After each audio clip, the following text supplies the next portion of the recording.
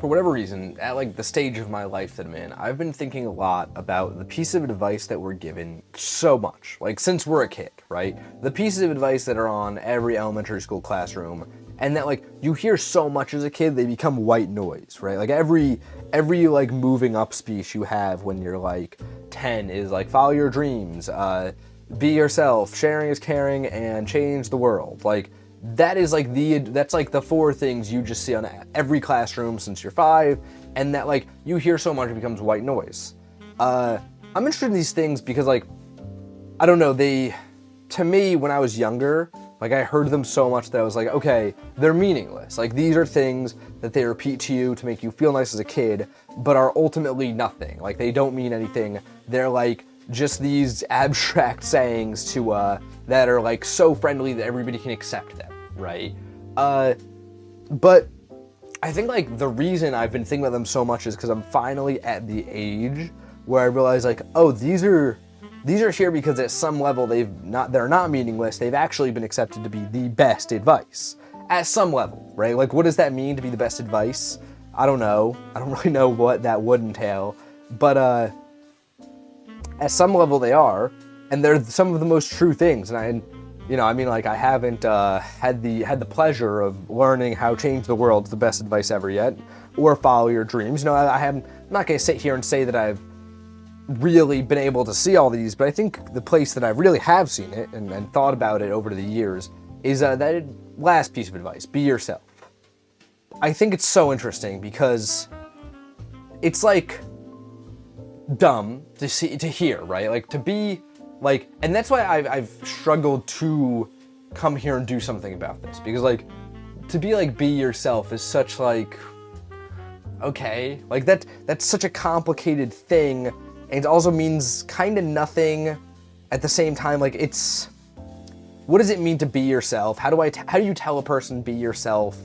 Like it's so it carries so much and so little with it, right? And I feel like for that reason, it becomes almost useless, right?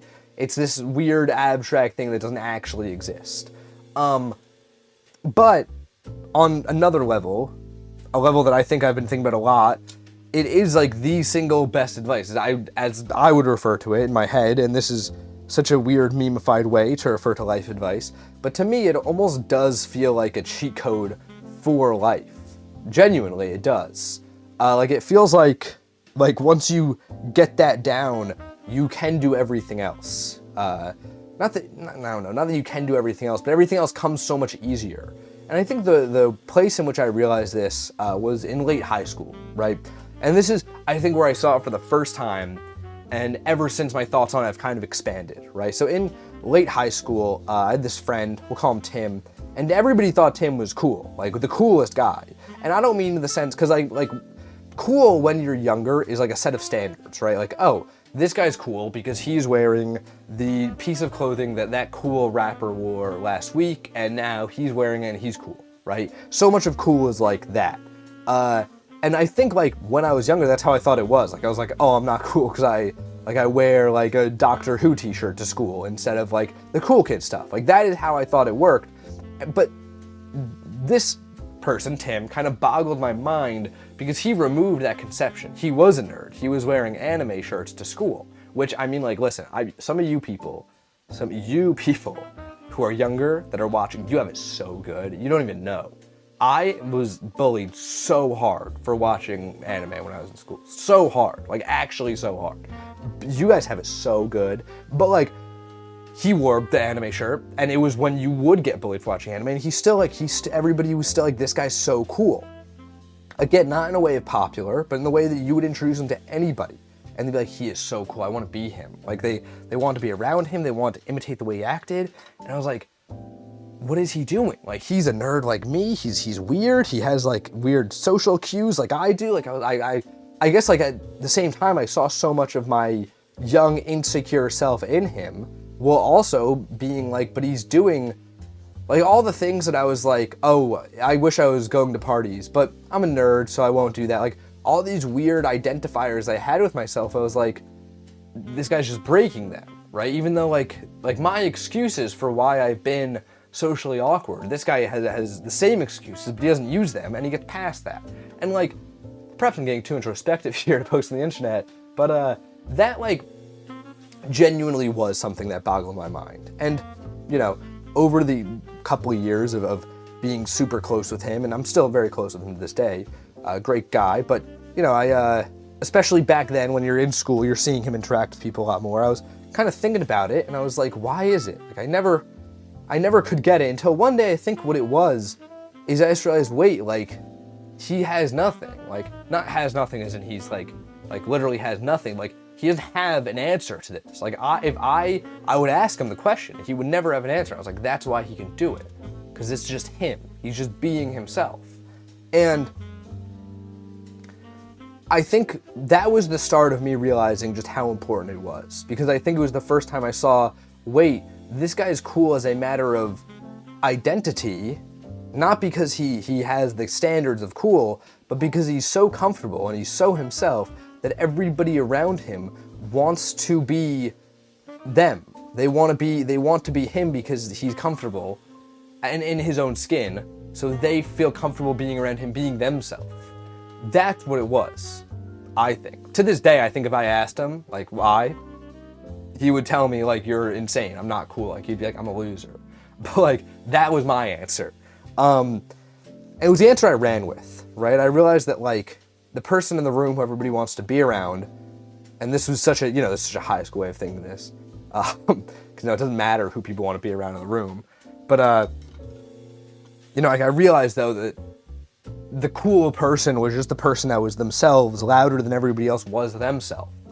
And, like, I think like, now as I say it, this is such a corny story to me now, because one, I feel like I've probably even said it in another pain talk, and just on top of that, like, such a high school way of thinking about things, but encountering somebody like this was genuinely revolutionary for me back then. It genuinely did change the way I looked at the whole world, and it got me to open up to be myself more authentically than everybody else. Like, you know, all these things you're told of, like, I mean, especially, this is so stupid, but, like, this was back when it was like, oh, you like anime, you'll never get a girlfriend. Like, stuff like the most childish things, it broke me out of. And, like, you know, some lessons, like, you learn, and it's like a singular lesson. Like, you learn, like, oh, you know, don't touch the stove, it's hot when you touch it, right? And you learn that, and that's the lesson. You learn the lesson. But other lessons, this one in specific, is almost like a infinite lesson. Like, it's like, you learn it, you think about it, you realize it's true, and then everywhere else you go, you realize it's even more true than you thought. To this day, you know, it's been many, many years since back when I learned this lesson, when I was a mere boy. But to this day, I'm still looking around realizing just how true it is, that being yourself is the cheat code to everything. And I think especially nowadays, it's genuinely the most important thing to learn. Because, like, there's so many things that we're told to do, right? Like, everybody is now talking about having, like, a side hustle or a grind, or, like, you got to escape this, you got to do that. And, like, it feels like at one point our media was a source of entertainment or perhaps inspiration. Now it almost feels like the things we consume are more a source of, like, scolding than anything else, right? Like, how many things have I seen telling me I'm an idiot if I work a 9 to 5, or that, you know, I need to do X number of things to be cool. Like, back, you know, it almost feels like a more evolved version of what you experience in high school, right? And I don't think this is, like, a byproduct of the moment we're in. I think this is a new thing that's going to continue. Like, I think we're just in a world now where you are getting a million signals from everywhere to do a million different things. And with that, this has always been true, by the way, to an extent. Like, I think that it's especially true now with stuff like social media, but I think it's always been true to an extent, just in different ways. What I mean by this, like, when I say this, I think of things like, you know, school even, right? You're told in school from, like, the adult, like, you got to go to college and you got to get a good job. Like, things like that, it now feels like our personalities are being told to do that. Of, like, you're not good unless you do this subset of things. And, you know, the thing about that is that it'll often lead to you being unfulfilled because you're living out somebody else's dream. And so often, I feel like this was an earlier pain talk I did, probably within the first 40 episodes. I had a pain talk that was titled after the Dostoevsky quote that I love so much of, your worst sin is that you have destroyed and betrayed yourself for nothing, right? It's one of my favorite Dostoevsky quotes. I think it's so good because I think it's what we all do. Like, I think that you going through your day, not being yourself, you know, if I'm not answering questions as Max Dice, but rather as like Dax Mice, right? Then I'll compromise more, right? Like, I'll be walking around, you know, from small things to big things. Do you want to go on a trip to this place? You know, that doesn't really matter if I don't want to go to the place and I go. That doesn't change much, but, you know, do you want to take this opportunity? That's kind of bigger, right?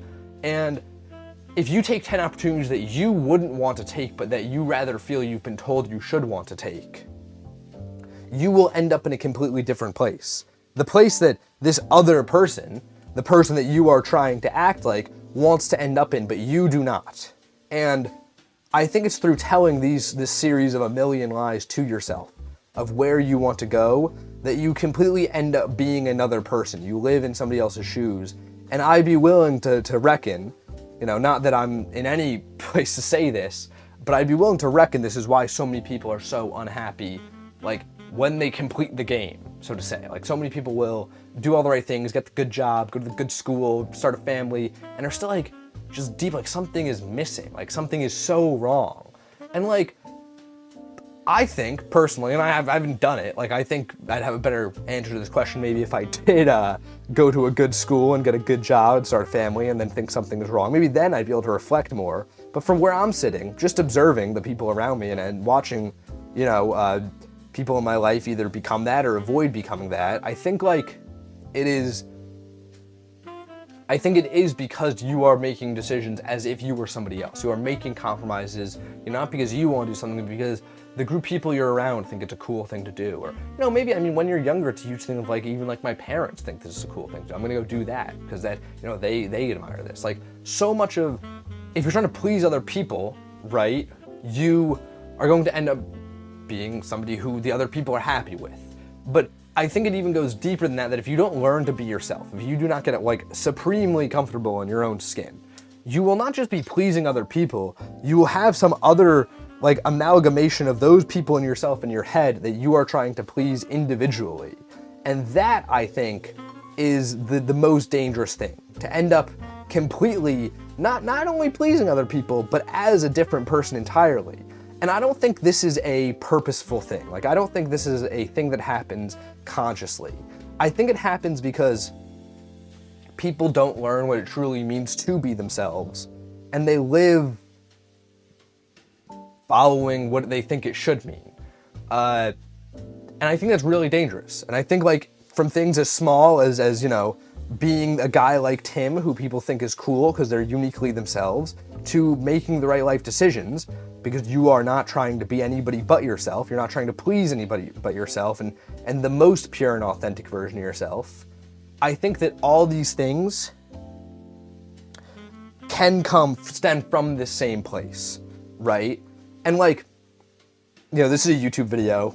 Like, I can't run through every lesson I've learned in the last, like, years of my life, let alone think of them, right? Which is why, like, I kind of wanted to discuss this from the lens of, like, the smallest thing of just being cool to the people in the room you're with that means so much when you are young and dumb, to this giant thing of, like, you know, following the right life path and being fulfilled in the long run with what you choose to do in your life. Like, these are obviously two things that are the whole end of the spectrum, but the reason I want to run through the two of them only in this video was because I think that that is the best illustration of why this advice is so important. Because, like, it encompasses everything in between those two things, everything beyond those two things. Like, it is everything, in my opinion. The advice of be yourself, I genuinely do think it is everything, because if you're not, you're being somebody else, and everybody else is already taken. That's the corniest thing on earth. That is the sign that's in the classroom. It's like, be yourself. Everybody else is already taken. But that's the advice that is so true. You will end up somebody else, and you don't want to be somebody else. You want to be the best version of yourself. And it's a constant journey of, like, you need to find out what yourself is and then develop that self, right? Like, the reason we want to be other people is because it's a shortcut, right? For me to be like, I want to be a cool guy who, like, is, like, everybody loves, so I try to act like Tom Cruise. Like, that's a shortcut of, like, he's doing the thing, jump to his level. It's almost like instead of trying to be Tom Cruise, you gotta go all the way back down to being yourself. Find what that means, and then actualize that version until you can be as cool or as good or as, you know, whatever you want to be. Like, that's what I think it is. Like, I think it's, for my 15th analogy at the end of this, like, I think so many people are trying to find a sculpture instead of taking the block of marble that they want and sculpting it into the right sculpture. Because there's no perfect sculpture out there for you. You gotta make it. You know, I kept going with the analogies towards the end there, and then I had one analogy too. I analogied too hard to the point where that last analogy just wasn't good. So scratch that last one. You guys get the point. This is a bean. Yeah, it's really cool. Real cool bean. Still experimenting with form. Had a little bit of yellow left on the palette. So I love the washes in the back of these. I have this cool new brush I got this, I don't know where. I think in Osaka I got this brush, or maybe in Tokyo. I don't know. Wasn't paying attention. But like, it's so cool how, like, I don't know if I'm using it even right. I don't think it's for this. I don't think it's for doing a wash of oil paint, but that's what I'm using it for. And I think it's really cool. I think it makes for a really cool, like, thing for that. I think it makes, yeah, I think the washes have so much energy to them. And these paintings, like, you know, we're only 2 into experimenting with some different messy textures here, but messy forms here, which is not even an official series. But I'm falling apart at the end of this one. No, but we're only 2 into this, but I'm just loving how fluid everything is. Like, I love how, like, there's an energy, even though this is kind of trash, like, I don't really like this. Like, I feel like the yellow thing isn't, the bean guy isn't, like, popping enough, like, all that. Like, I don't like it, but, like, it still has, like, an undeniable quality to it that makes me, like, that sick. So, yeah, awesome. I kind of want to put, like, a face on it. Do I put a face on it, guys? I don't know, should I put a face on it? Like, I feel like a little, like, right there might really do, you know what, I'm doing it. I'm doing it, because you know what? Like, does this guy need a face? No. Will the face make this probably a worse painting? Yeah. Will it make it look like some bizarre form of Ditto? Totally. But I can paint a good painting tomorrow.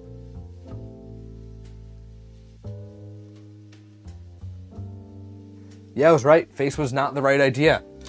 So anyways, go check this out on Instagram. Until next time, guys, gals, and pals, my name is Max Ice. This has been Paint Talk episode 235. Me every morning painting and talking with y'all. Why did I do that? Why did I do the face? I knew the face wasn't the thing I should do, and I did the face anyways.